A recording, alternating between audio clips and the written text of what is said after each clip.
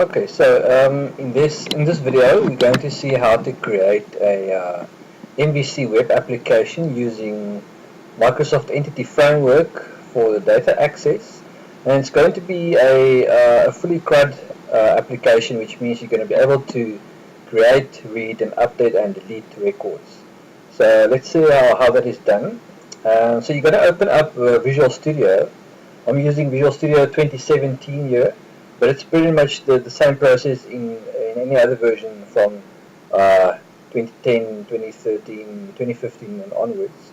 So let's go to File and select New, File, New Project. And we're going to select the, you're going to go to your Visual C# on the left hand and then Web. And here you're going to have two options. You're going to have either .NET Core, ASP.NET Core, which I've showed you in the previous video, and you also have the ASP.NET Web Application .NET Framework. So we're going to go with a traditional .NET Framework for this example. And we're going to give it a name. And let's call it, you can call it whatever you want. I'm going to say MVC EF for Entity Framework Web Application. Okay, and we're going to click on OK. And just give it a few seconds to create your application framework. Okay, and when we come to this dialog, so here we're going to select MVC. I'm using MVC specifically here, and you're going to click on Change Authentication and Individual User Accounts, because we want to have a login. We want users to be able to register and log in. Got OK there, OK again, and give Visual Studio some time.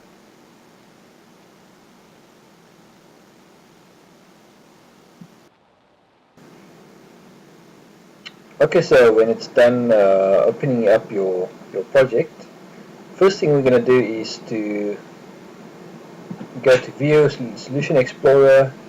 It doesn't always hide the Solution Explorer by default, but it does sometimes. And the first thing we want to do is to go to the Package Manager console here at the bottom. If you don't see it here at the bottom, you can click on View menu and see if you can find it here.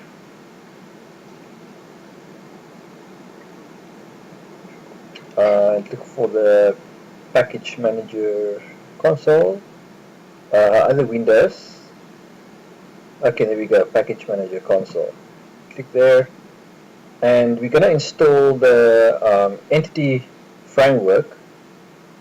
And what you do is you type in install-package space Entity Framework, and that should install basically the newest, latest version of Entity Framework. Let's see what happens if we do that. It's going to take a while to basically see if you have the latest version or if it should download it. And you can see it's trying to get the Entity Framework version 6.2.0.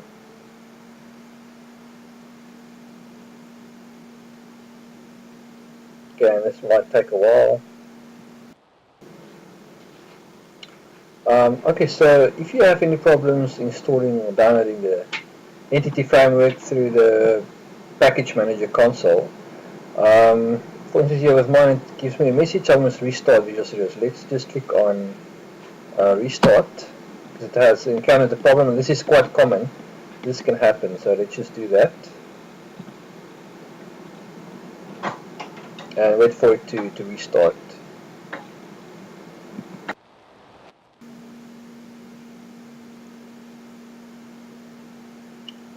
Okay, great. So Visual Studio has restarted. So let's see what happened here.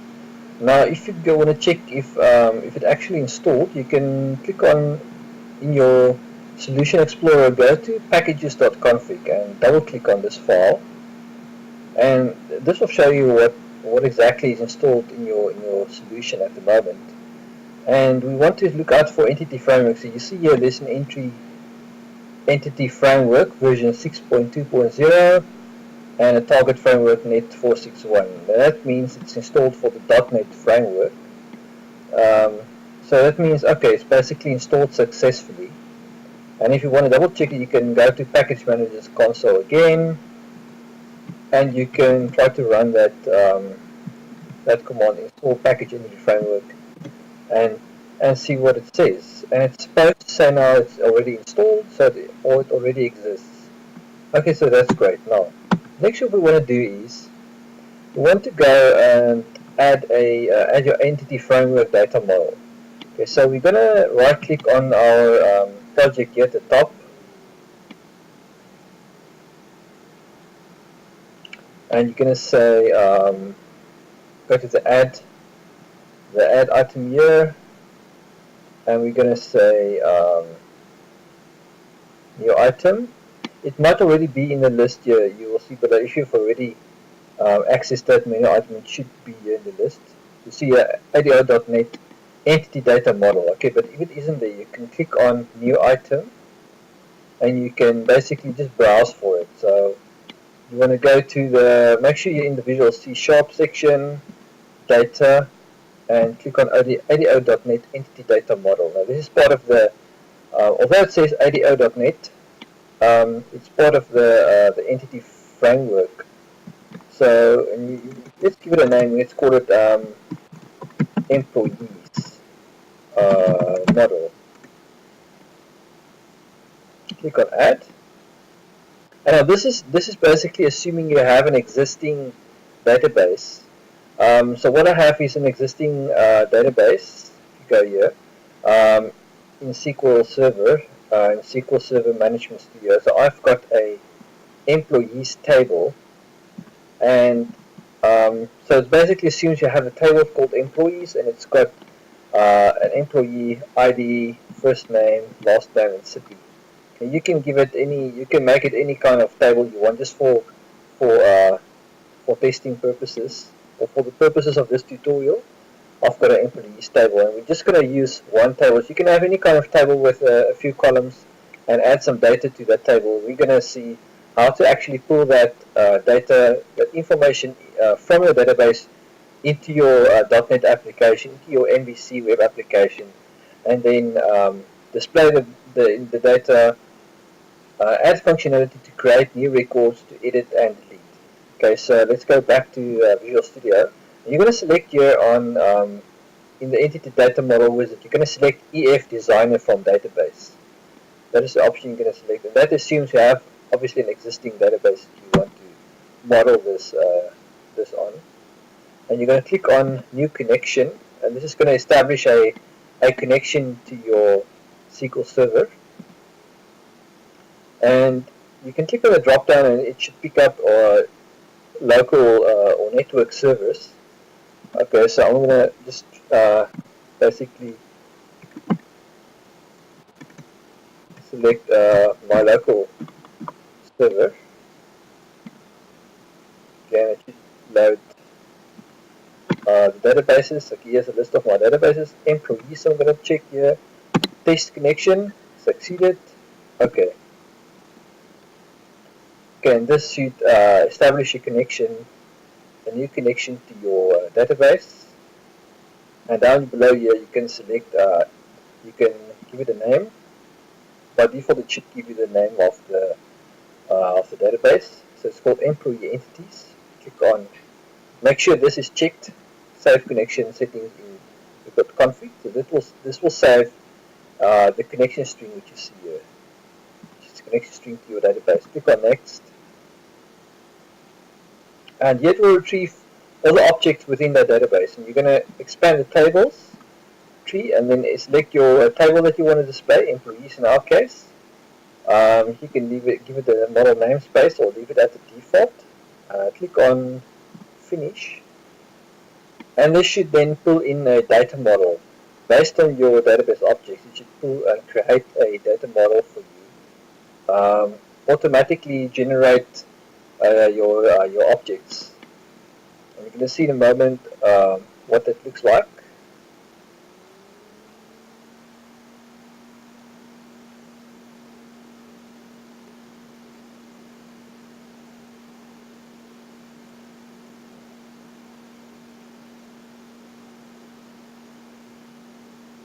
Yeah, Visual Studio likes to take its time doing these things.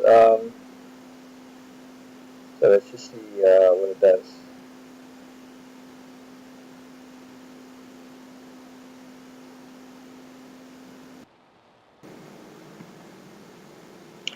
Okay, great. So it's created a data model here and a diagram. It's got the employee table here. This is a representation of the table in your database.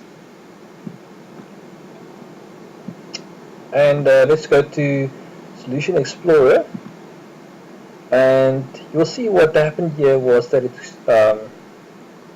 it's created a employees model.edmx file. And this is your data model, your diagram. And if you expand it, you can go to employeesmodel.context.cs. And this is the interesting part. So this is auto-generated. Here is in the constructor of the employees entities class.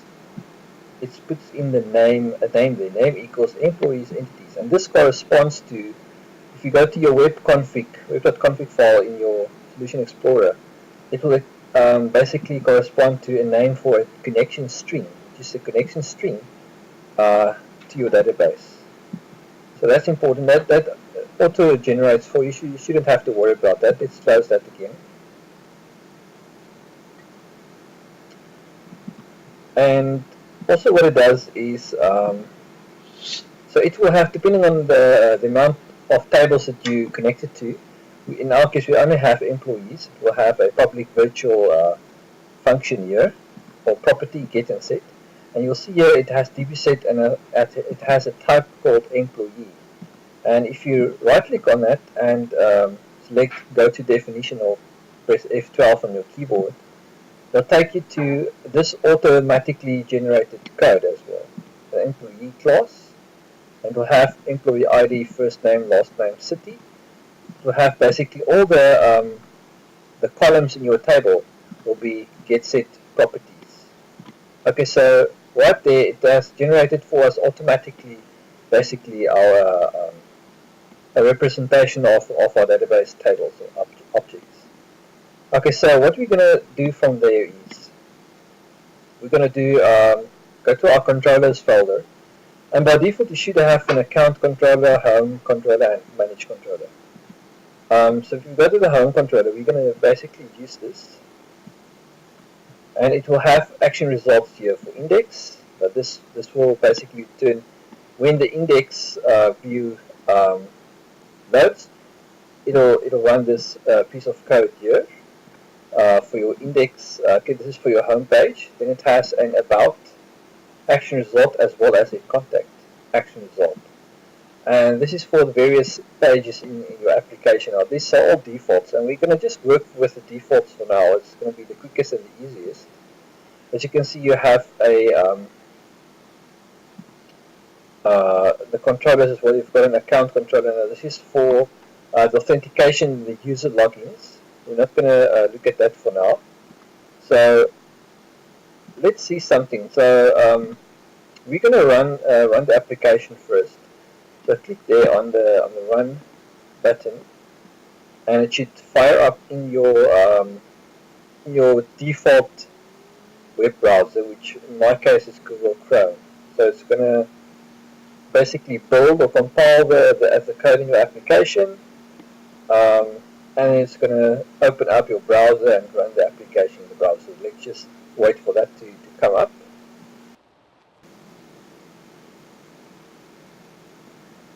Okay, so it's opening the application up in our browser, and I want you to particularly pay attention to here down below in the corner.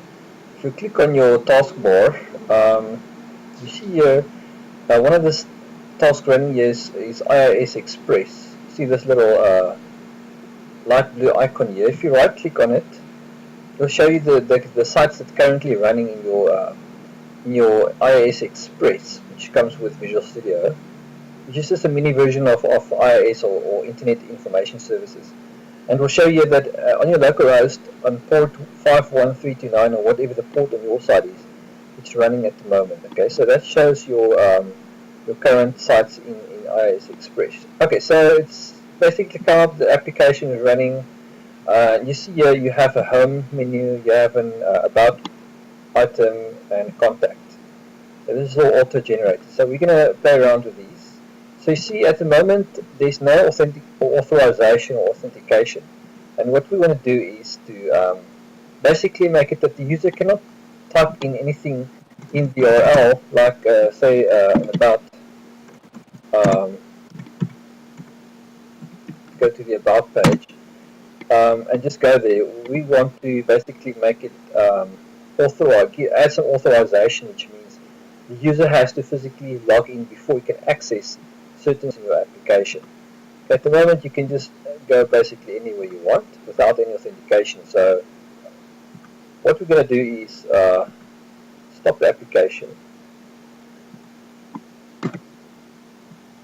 Okay, and basically say we want for the about section in your app, we want to add authorization. Okay, so we want to restrict the user. So an unauthorized user cannot access your about page as well as your contact. Okay, so you add the authorized attribute here at the top of the action result. And now when we run it again, you're going to see the difference that makes. And this is just to show you how really easy it is, how easy an MVC app makes these kinds of things, which in the past I had to do a lot of coding to kind of achieve this. Like in the older ASPX, ASP.NET web forms, we have to physically have to write a bit of code to restrict the user to not be able to access certain parts of the application unauthorized. So this is making it so much easier these days, just by adding that authorized tag or attribute.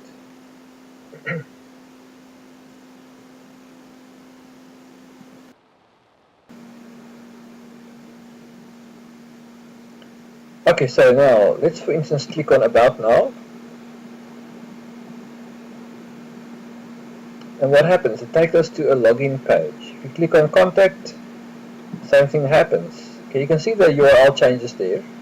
It's puts in a return URL, which means it's going to return to wherever you want it to go after you've logged in. So let's click on Register. We want to register a user here.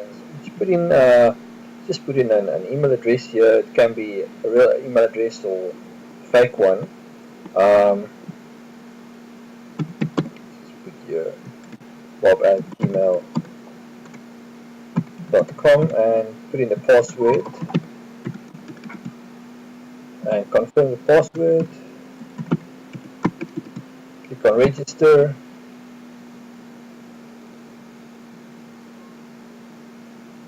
And so now it's supposed to log us in, and it should return us to the page we wanted to access.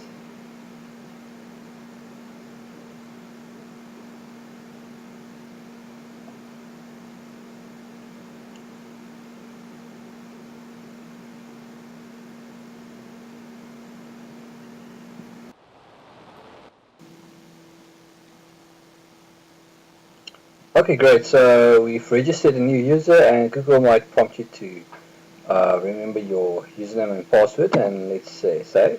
So now you can see you can actually go to the pages again. Okay, if you click on log off, it should restrict you. It should prompt you to log in again. So let's log in, and there we go. So that's the authorization for our application. It's easy as that. It should say here at the top also hello and whatever the account name is, or the email that you registered here. Okay. Now, so in case you wondered what happens to the with the authorization, where the application actually stores the user login details. So you can go to your project in Solution Explorer and um, make sure it's selected, and then click on the collapse all. Sorry, no, on the show all files icon over here. If you click it, then it's going to basically show you everything in your project. That some of the folders and files it will hide by default. So you just click on it to toggle show all files, and then you go to the app data folder. You expand it, and you will see it actually created a local SQL Server database, a .mdf file, and this is actually where it stores your data. Sorry, your user logins. Um, let's see if we can actually have a look at what that database looks like. If we go to the SQL Server Object Explorer, we should be able to connect to this local MDF database.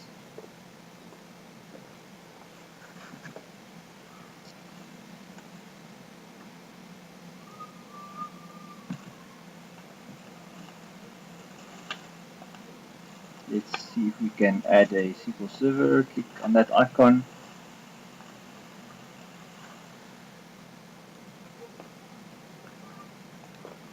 And it should notice that we have a local SQL Server in our solution.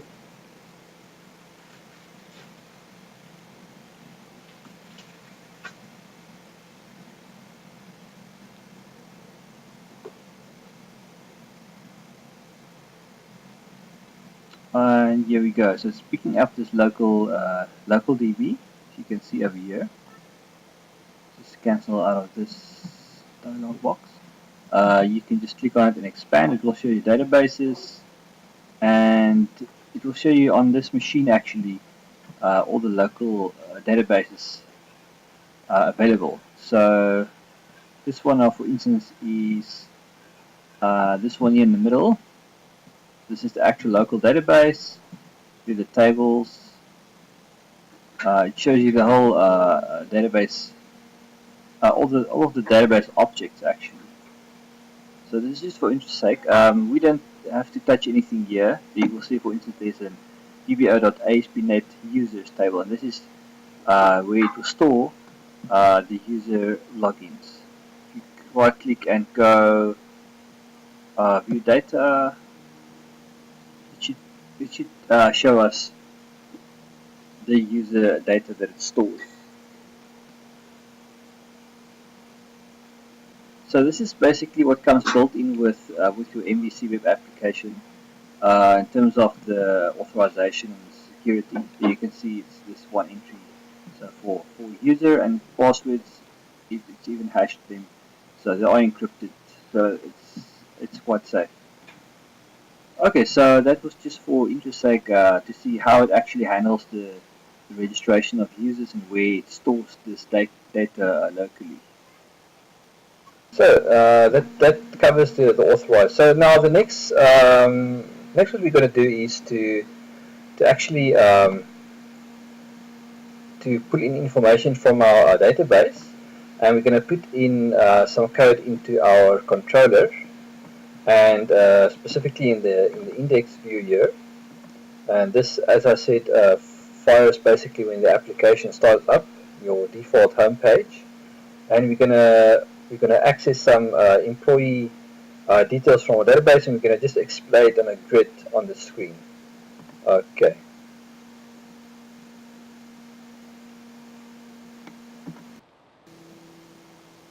Okay, so basically the next step is we're going to go to controllers, our controllers folder, and you're going to right click here, and you're going to go to add, and you're going to select new scaffolded item. This is going to auto-generate a lot of code for you, which is a great help. And you're going to choose here the MVC controller with views using entity framework. Okay, this is just to save us some time having to type it out ourselves. So you're going to click on add.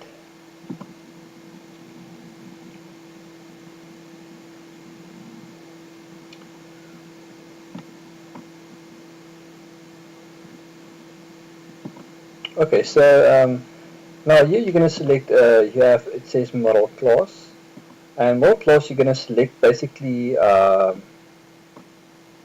model that is auto-generated, which is the employee. Remember, it auto-generated an employee class, which is based on your employee table in your database. Let's just make sure that we select the right one. Okay, so select employee, and in brackets will be the name of your application. Okay, and data context class. Here you're going to select basically employees entities. Okay, and we're going to say, we're going to tick here where it should create views. Generate views. Views the page, the CSHTML page that it's going to create for you. So you can keep it on all the default selections there. And you can put in a name here for the controller. Let's leave it as the default employees for now. And click on add.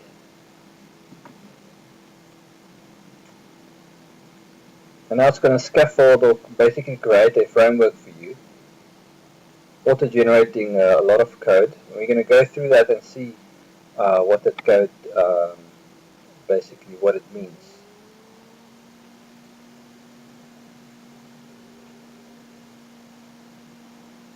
So Visual Studio might take a while to generate this code for you.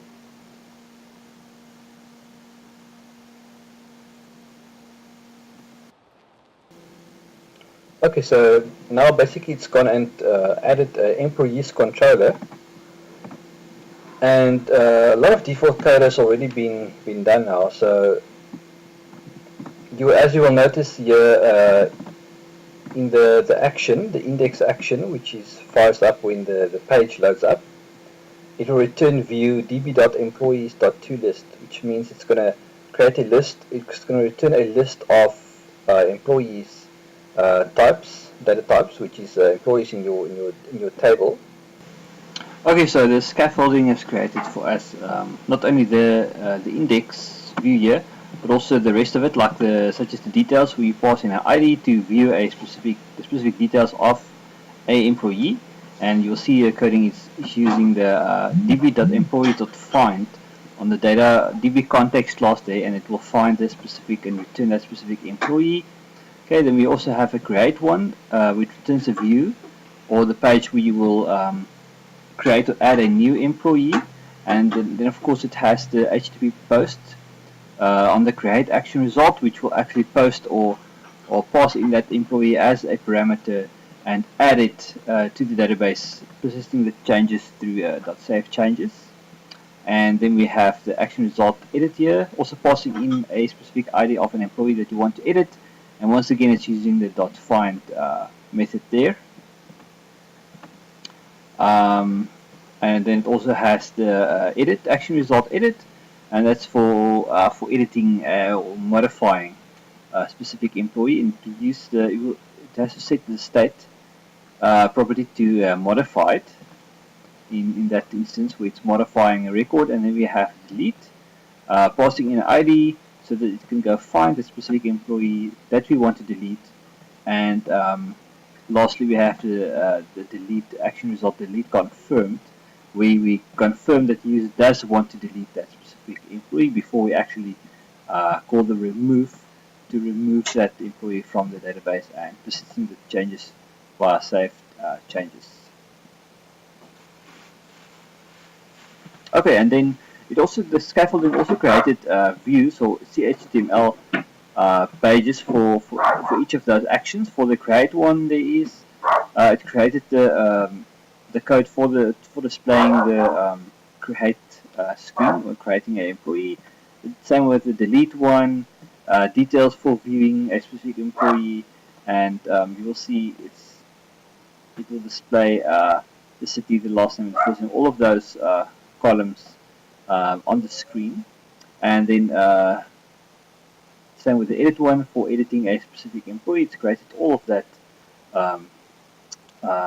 markup language there for us. This one, the index is for viewing all of the employees at once, and it will actually, you'll see that it has a for each loop that will loop through all of those records in your table, and will display the first name, last name, and the city.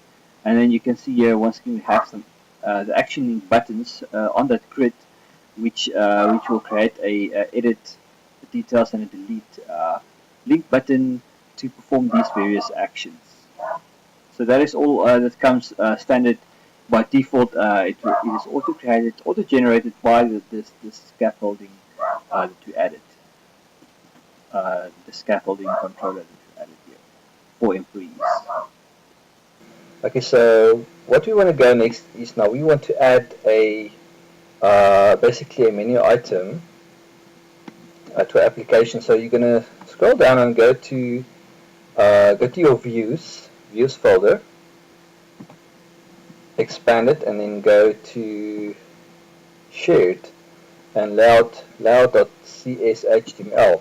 Now layout is shared, it's like a master page, and this is for instance where you're going to see the menu in your application startup page. So we currently have home, about, and contact, so we're just going to add another one. Let's copy just one line there and paste it in. Okay, we're going to say here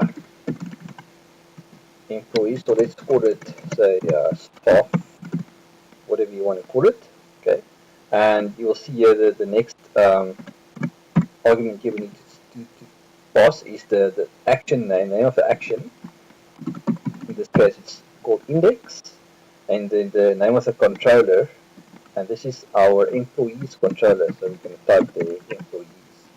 Okay, so this just gives it the route to where it's supposed to go when you click on it. So let's save that, and we're gonna now run the application again, and you'll see that you have a new menu to click on, which is gonna hopefully take us to the employees screen application.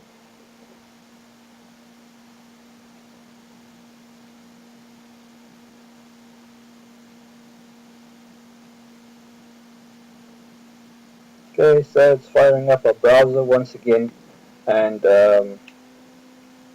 it's gonna take us to our home page again, and let's see if it's then added that new menu item that we just added in the layout page, the shared layout. Okay, right. So now here at the top you will see you have home, about, contact, and staff. Okay, so at the moment we are not logged in. Let's just test if our authorization is still working. Okay, yes, it takes us to the login page. Okay, if we click on staff, you'll see that it will take you straight there, which is basically not actually what we want. We want this also to be to only show it to users that are logged in. But okay, let's leave that for a bit later. So now you'll see here it actually gets the data from your database, and it shows it puts it into a grid, and these are basically all the records in your employees table. Okay, so now the next step will obviously be to go into the edit, adding new records and deleting. So let's just first of all close the application, add the authorization for the staff menu, because we want to hide that there is sensitive information in our application. We don't want anyone just to be able to click on it without having logged on. So let's go back to our controller. Okay, so we go to the employees controller, and we're going to add that attribute again, authorize, and that's going to be able, this is basically going to force the user to log in if he wants to click on that menu item. Let's see if that works.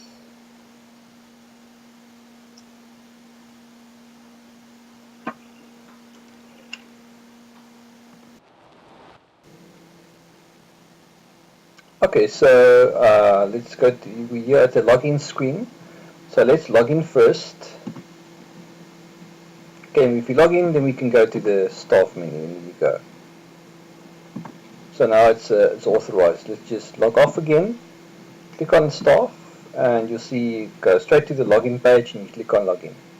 So okay, so actually now with that scaffolding which we've added through the Visual Studio IDE, you'll see that it's actually created as edit, delete, details and delete, as well as a create new link button. So you can go to any of these records now and click on, say, edit, and you can actually edit this data. So let's say, for instance, here we change the city to Bangkok, click on save, and you'll see that it's actually updated the record there. So let's see if we want to delete. Okay, we want to delete this one. Okay, are you sure you want to delete this? Click on delete, and there we go. One record has been deleted, which is awesome. We want to create a new one. Click on create new, and put in here anything you want for test user. Let's put in here what city? Mexico City. Okay, create. And there we go. So basically, guys, this is our CRUD application at MVC. As you see, it's very easy. You have user authentication, you have creating, update, editing, and deleting, and this is how easy it is in an MVC web application. Just using that that item which I showed you, adding a scaffolding. Okay, it's not available. Let's just stop the code for now. It's as easy as that. So you go on, click add on the controller, new scaffolded item, and you select that controller with views using entity framework, and it basically creates all that code for you. So this is a very basic entry level beginner kind of version for MVC web application. And that's it. In the follow-up video, I will show you again the ASP.NET Core, which is part of the core framework, the new .NET Core. I'm going to show you how to do create, read, update, and delete.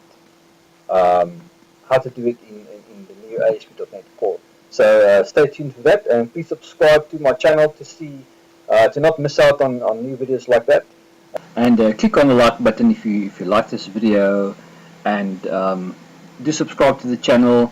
It really means a lot to me, and thanks again for watching, guys. Until the next video. Cheers.